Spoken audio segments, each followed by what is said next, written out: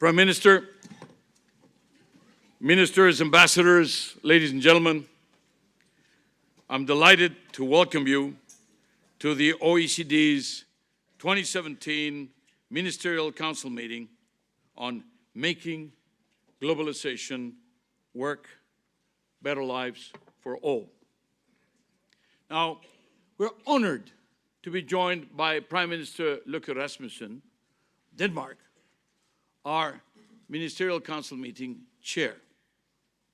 Together with our vice chairs, Australia, the United Kingdom, and the chair, the Danish government, has helped define an ambitious, forward-looking agenda around the most pressing issues of the world, the most pressing of the global challenges. Our focus on making globalization work for all is a timely one. Globalization has advanced rapidly over the past decades and brought about many benefits. It has facilitated global economic growth, integrated emerging economies in global markets, lifted millions out of poverty, and spread technology, citizens, and cultures across the world. Yet, in many OECD countries, citizens are turning their backs on globalization. Populist voices calling for protectionism and what we call exclusive nationalism are attracting support in public opinions and making progress in elections. This is in part fueled by a widespread belief that the benefits of globalization have been concentrated in the hands of a few. And we have to begin by acknowledging that many have indeed been left behind. In some OECD countries, real median incomes have not grown in the last 20 years. Meanwhile, the richest 10% of the population now earn almost 10 times more than the poorest 10%, up from 7 times in the 80s, only a generation ago. And wealth is even more concentrated than income. At the last count, the 1% of the wealthiest households in the OECD held about 18% of household wealth, while the bottom 40% owned only a few percentage points. And these inequalities are not only growing. The problem is that they're becoming increasingly entrenched. And, perhaps worse, they are being inherited. It has become an intergenerational issue. The role of globalization is driving these disparities. And how it is driving these disparities, in where and in what areas it is driving these disparities, is complex. What we cannot do is say globalization is responsible for all these problems, because we would, of course, be, as they say, throwing out the baby with the bathwater. Huh? Now, we don't have all the answers. There are many factors at play, but there are some plausible mechanisms of how we can expect or how we can explain how it is that this has happened, how this got wrong. For example, in the few past decades, tax systems in the OECD have tended to shift the tax burden onto labor and become less progressive. Of course, this was done because you wanted to promote investment, or you wanted to promote, the deployment of capital, et cetera, et cetera. But effectively, we have in many of our own countries here in the OECD upwards of 50% of what we call the tax wedge, which is how much of the income of the workers is taken off by taxes. Of course, globalization has also facilitated tax evasion and tax avoidance, something in which we are embarked together with all of you in this fight against tax avoidance and evasion. There's also this phenomenon of financialization. There's a deepening financialization of our economies. And of course, that is positive. Arun Jaitley, the finance minister of India here, in this extraordinary effort of actually giving IDs to more than 1 billion citizens in India, and in the process creating about 300,000 bank accounts in India. The question of the services, of financial services, it just made a lot of progress.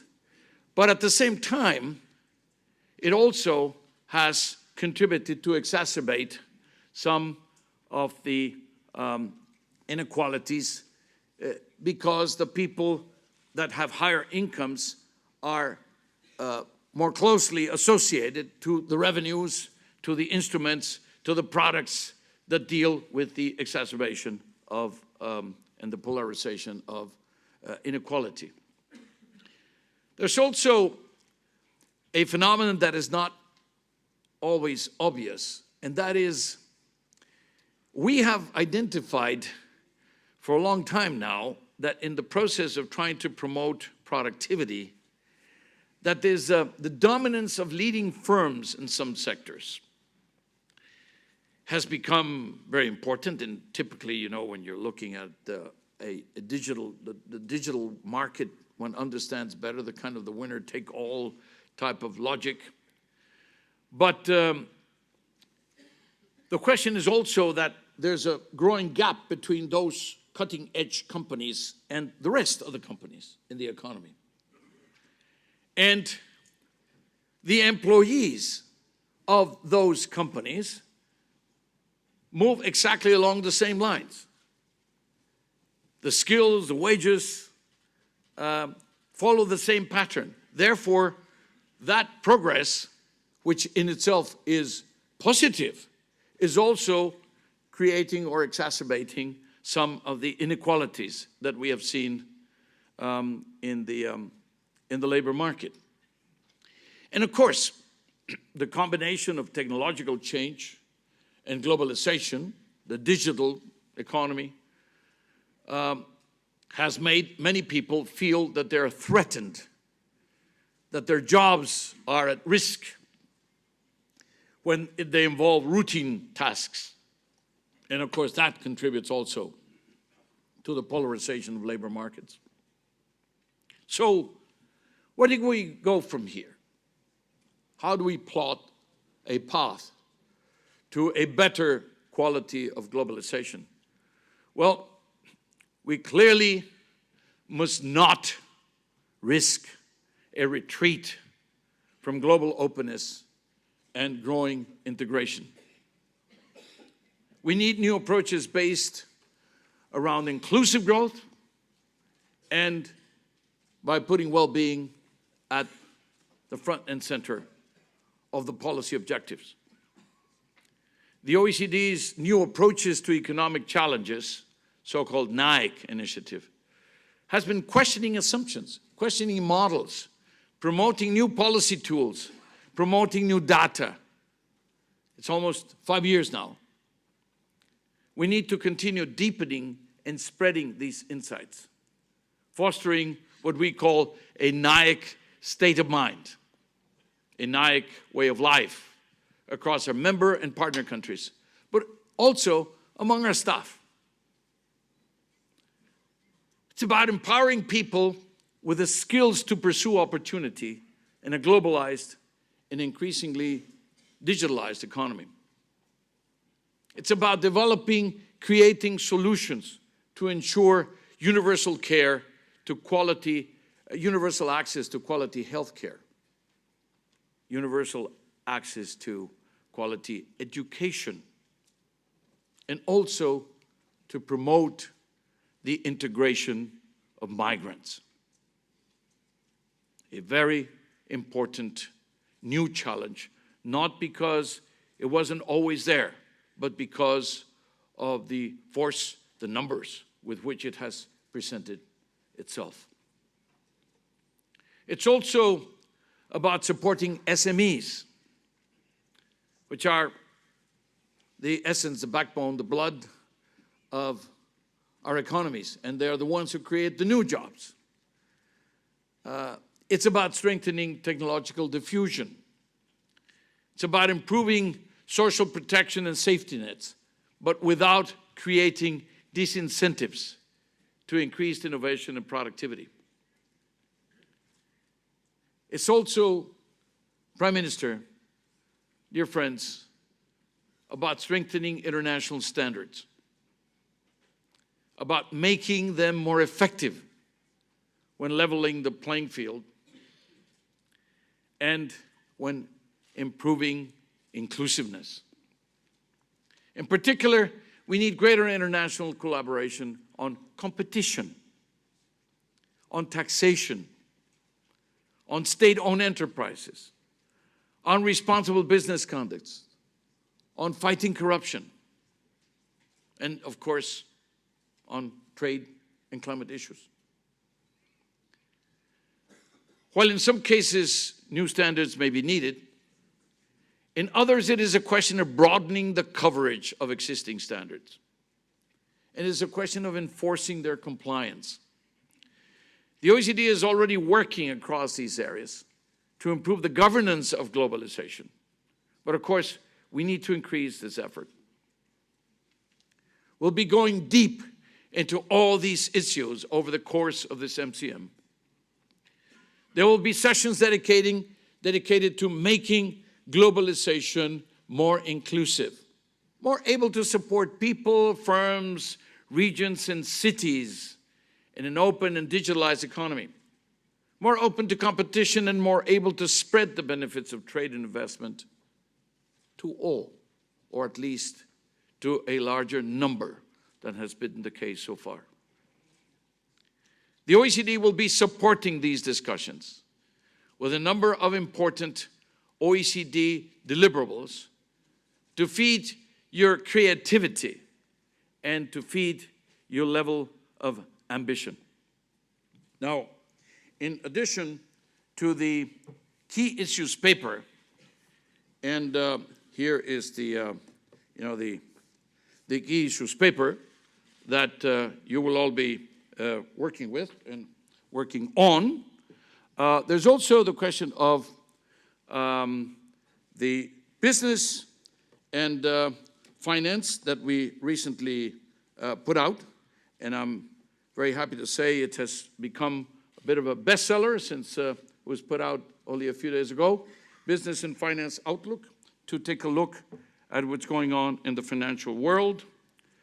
Then we're also going to be looking at the next production revolution, implication for governments and business. Let me say, by the way, in the presence of Prime Minister Rasmussen, that of course he just created in Denmark the Council on Disruption, or the Disruption Council. I don't want to call it the Disruptive Council, no, it's the Council on Disruption, precisely to deal with the question of how does one deal with the progress on digital, the progress on technology, the progress on computers, the progress on la numérique, and how to make it work for all. And we have engaged since our visit in Copenhagen, and even today he's coming back to have a hard-working session in the afternoon to be able to work on that. Then investing in climate, investing in growth. This is a very clear message that protecting the climate can be a good business, that you can have investments, that you can create jobs, and that you can create technological progress, and therefore that the first movers will have an advantage in terms of being able to spread out the technology. And we have, of course, a little later today, Catherine Mann, our chief economist, will put out the economic outlook. We have been working and mentioning inclusive growth so many times. This is the report about an update on the inclusive growth work that has been undertaken throughout the OECD. And then last but not least, because it's not yet out, on the 13th of June, we will present the employment outlook.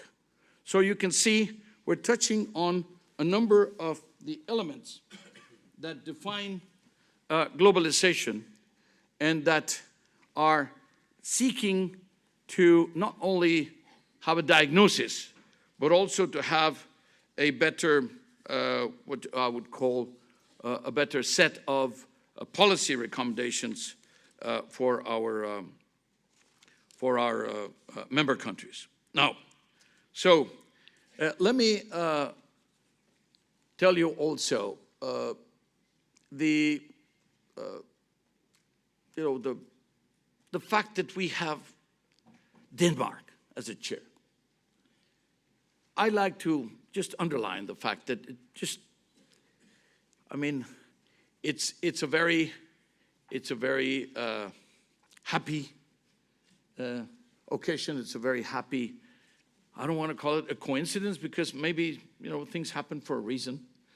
That at this critical ministerial meeting, we have as a chair this open economy that has set an example in so many ways, precisely in terms of getting those balances right, of getting globalization right.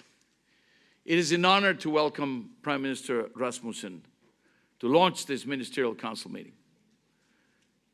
You have been a promoter of market openness and integration while empowering citizens with a robust safety net, and also with the education and the skills, the portability of the skills, the mobility that we are seeing today is lacking precisely to make globalization work.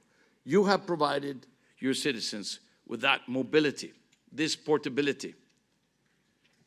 Denmark is a country that is also experiencing the difficult challenges of migration in Europe. But of course, here is another experience that Denmark can share with us. So,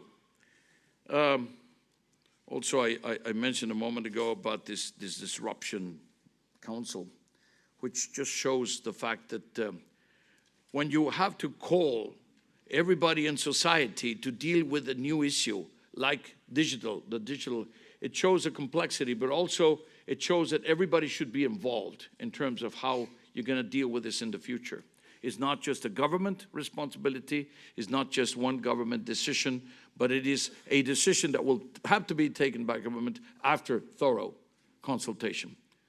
So let me pass the floor to Prime Minister Rasmussen, chair of this 2017 MCM, with a quote from his New Year's wishes to the Danish people.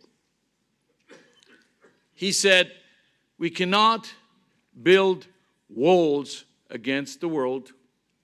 If we do, we will end up locking ourselves in." So these inspiring words capture why we are here today. Premier, you have the floor, please.